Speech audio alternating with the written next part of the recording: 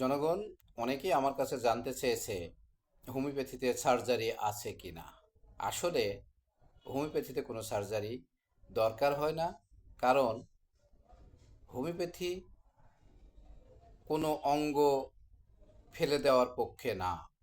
অঙ্গটা যেখানে রেখে আমরা ট্রিটমেন্ট করে সেটাই ভালো করার চেষ্টা করি। ঠিক অ্যালোপ্যাথিতেও একমাত্র সার্জারি ছাড়া বাকি সব ডাক্তারই ওটাকে মেডিসিন দিয়ে ঠিক করার চেষ্টা করে।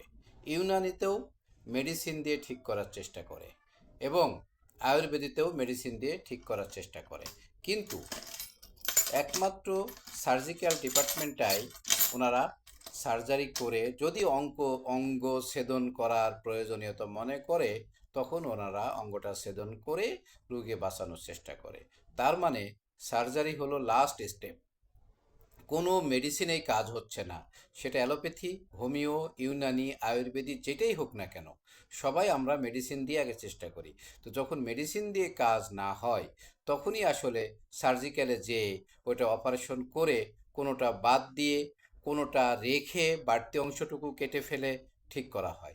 আসলে সার্জারি মানে কেটে কুটে মোটামুটি রুগীকে বাঁচানো বা ঠিক করা। এটা আসলে অন্য কোনো প্যাথির ডাক্তাররাও গবেষণা করে না এবং এটা নাইও। এবং কিন্তু আমাদের একটা জিনিস মনে রাখতে হবে, সার্জারির আবিষ্কারক কিন্তু একজন আয়ুর্বেদী ডাক্তার। উনি এটা আবিষ্কার করেছিলেন, কিন্তু এরপরে আর আয়ুর্বেদিতে এটা গবেষণা করা হয় নাই, যার ফলশ্রুতিতে এটা ওখান থেকে থেমে গেছে। এবং ওনারাও চিন্তা করেছেন যে একটা অঙ্গ বাদ না দিয়েই যদি মেডিসিন দিয়ে ওটাকে ভালো করে রাখা যায় সেটা রোগীর জন্য ভালো।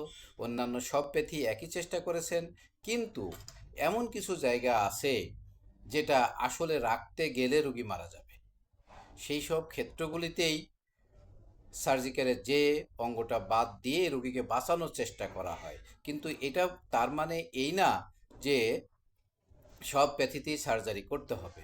তা আসলে সার্জিক্যালের যে বিষয়টা সেটা হলো, সার্জনরা সার্জারি করে অ্যালোপ্যাথি মেডিসিন ব্যবহার করে, যার জন্য আমরা মনে করি এটা অ্যালোপ্যাথির একটা পার্ট। হ্যাঁ, অ্যালোপ্যাথির পার্ট, তবে এটা এককভাবে কারো কোনো সম্পদ না।